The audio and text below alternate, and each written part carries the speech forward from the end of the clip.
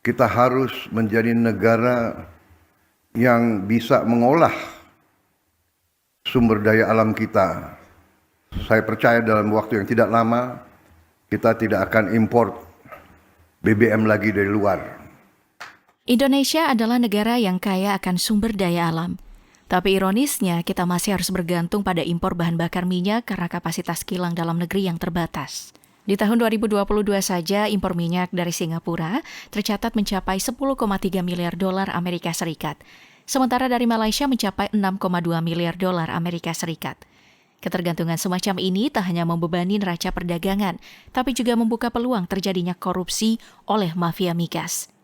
Belum lagi fluktuasi harga minyak dunia dan nilai tukar rupiah yang kerap naik turun, makin memperparah kerentanan ekonomi kita. Menyadari betapa pentingnya kemandirian energi, Presiden Prabowo Subianto telah menyiapkan berbagai langkah strategis untuk memperkuat infrastruktur energi nasional dan secara bertahap mengurangi ketergantungan terhadap impor. Mari kita kupas lebih dalam. Salah satu masalah utama di sektor energi Indonesia adalah ketimpangan antara produksi dan konsumsi dalam negeri. Pada tahun 2023, konsumsi energi nasional mencapai 1.220 juta ton setara barel minyak, naik sebesar 6,29% dibandingkan tahun sebelumnya. Kenaikan ini jadi yang tertinggi dalam 6 tahun terakhir.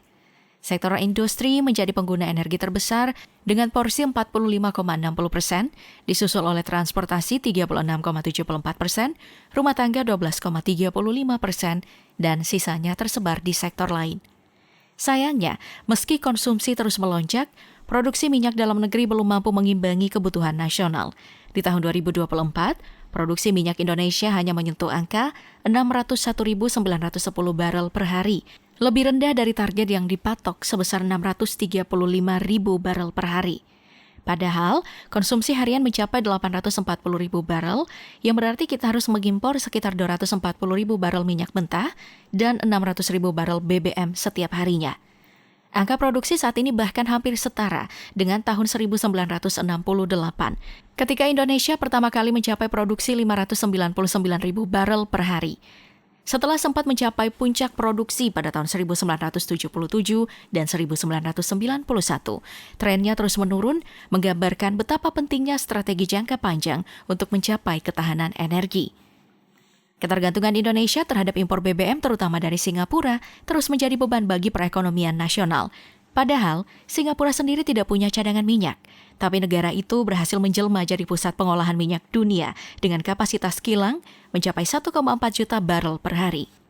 Yang ironis, sebagian besar minyak mentah yang diolah di sana justru berasal dari Indonesia. Banyak perusahaan pengeboran di dalam negeri memilih menjual minyak mentah ke Singapura, karena kilang tidak mampu menyerap seluruh hasil produksi. Alhasil, Indonesia harus membeli kembali BBM yang sudah diolah, dan tentu saja dengan harga yang jauh lebih mahal. Dalam 9 bulan pertama di tahun 2019, hampir separuh ekspor minyak mentah Indonesia mengalir ke Singapura. Dari total ekspor tersebut, nilai yang diserap Singapura mencapai 546,71 juta dolar Amerika Serikat, setara sekitar 43,49% dari seluruh ekspor minyak mentah Indonesia. Ini menunjukkan betapa besarnya peran Singapura dalam rantai perdagangan minyak Indonesia.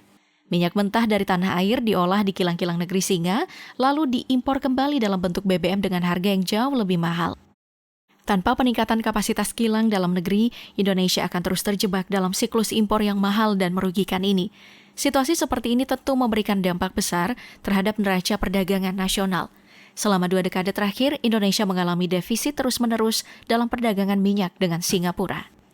Ketergantungan ini bukan hanya membebani ekonomi, tapi juga menjadi celah bagi praktik mafia migas. Tanpa investasi besar-besaran dalam pembangunan dan modernisasi kilang domestik, ketergantungan ini akan sulit diputus. Mafia migas kerap memanfaatkan kondisi ini untuk meraup keuntungan besar lewat berbagai modus, seperti markup harga, permainan kuota impor, hingga kebocoran dalam distribusi BBM. Tak hanya itu, beban finansial akibat impor BBM berdampak langsung pada anggaran negara. Pemerintah terpaksa menanggung subsidi energi yang besar, padahal dana tersebut bisa dialihkan untuk pembangunan infrastruktur, pendidikan, atau investasi di sektor energi terbarukan yang lebih berkelanjutan. Untuk keluar dari pusaran masalah ini, pemerintah perlu bergerak cepat. Pembangunan kilang minyak dalam negeri harus dipercepat dan Olah sumber investasi di daya bidang alam eksplorasi memberikan serta produksi minyak nasional perlu ditingkatkan secara signifikan.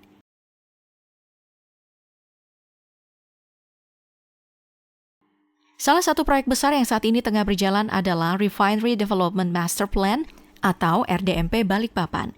Proyek ini bertujuan untuk meningkatkan kapasitas sekaligus efisiensi pengolahan minyak mentah dalam negeri. Hingga Februari 2025, progres RDMP Balikpapan sudah mencapai 92,42%.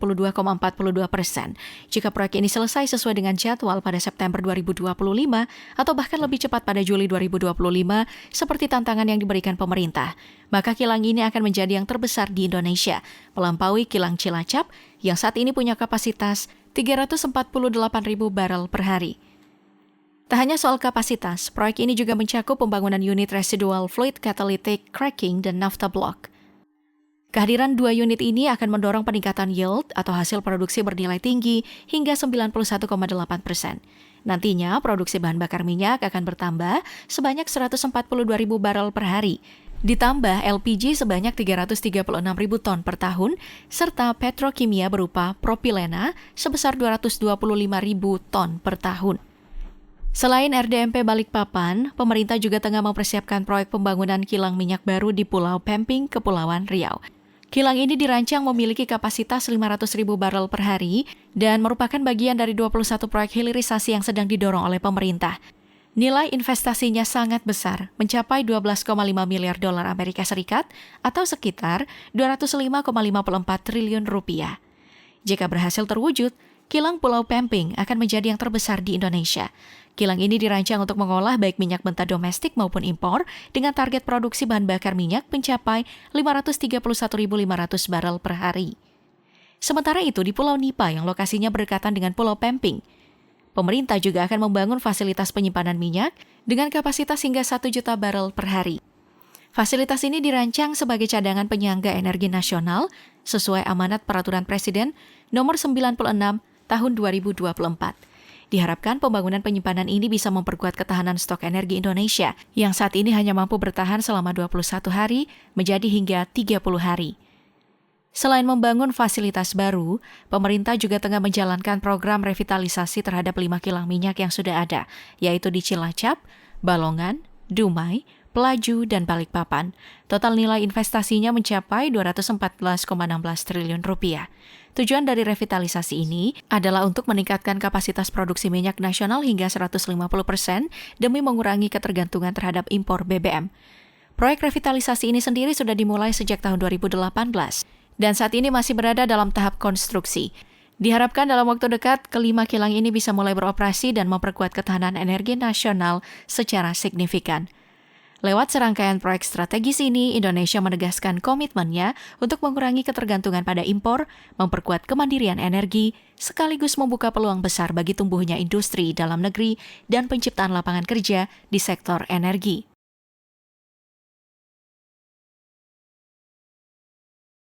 Jika seluruh proyek kilang dan fasilitas penyimpanan minyak berhasil diselesaikan, industri energi nasional diperkirakan akan mengalami lompatan besar. RDMP Balikpapan misalnya akan menambah kapasitas hingga 360.000 barel per hari. Ditambah kilang baru di Pulau Pemping yang berkapasitas 500.000 barel per hari, produksi minyak nasional akan melonjak signifikan. Saat ini konsumsi BBM nasional diperkirakan sekitar 1,5 juta barel per hari, sementara kapasitas kilang existing baru sekitar 1,15 juta barel dengan tambahan dari proyek baru dan revitalisasi kilang di Cilacap, Balongan, Dumai, dan Pelaju. Total kapasitas pengolahan diprediksi tembus 1,5 juta barel per hari. Artinya, Indonesia berpotensi memenuhi seluruh kebutuhan BBM domestik tanpa impor produk jadi. Namun tantangan tetap ada, terutama soal impor minyak mentah. Cadangan minyak bumi Indonesia hanya sekitar 2,41 miliar barel, cukup untuk 11 tahun jika produksi tetap seperti sekarang. Jadi meskipun kapasitas BBM meningkat, impor minyak mentah kemungkinan tetap diperlukan untuk mendukung pasokan kilang. Di sisi lain, strategi diversifikasi energi yang diusung Presiden Prabowo Subianto menjadi solusi jangka panjang. Dengan memanfaatkan sumber energi nabati seperti kelapa sawit, tebu, dan jagung, Indonesia berpeluang besar menggantikan bahan bakar fosil dengan biofuel. Jika produksi biofuel bisa dioptimalkan, ketergantungan pada impor bisa ditekan drastis bahkan hingga nol. Dengan kekayaan sumber daya nabati yang melimpah, Indonesia punya potensi jadi negara pertama di dunia yang sepenuhnya menggunakan biofuel untuk transportasi. Tapi keberhasilan transisi ini bergantung pada investasi infrastruktur dan kesiapan industri dalam mengolah bahan baku jadi bahan bakar berkualitas tinggi. Jika strategi ini berjalan lancar, Indonesia tak hanya akan mandiri energi, tapi juga bisa menjadi eksportir biofuel global. Ini akan memperkuat posisi Indonesia di peta energi dunia, sekaligus mengurangi ketergantungan pada energi fosil dan menjadikan kita pelopor energi hijau. Singkatnya, setelah proyek-proyek ini rampung, Indonesia bukan hanya bisa memenuhi kebutuhan energi dalam negeri, tapi juga membangun ketahanan energi jangka panjang lewat diversifikasi dan inovasi sektor energi.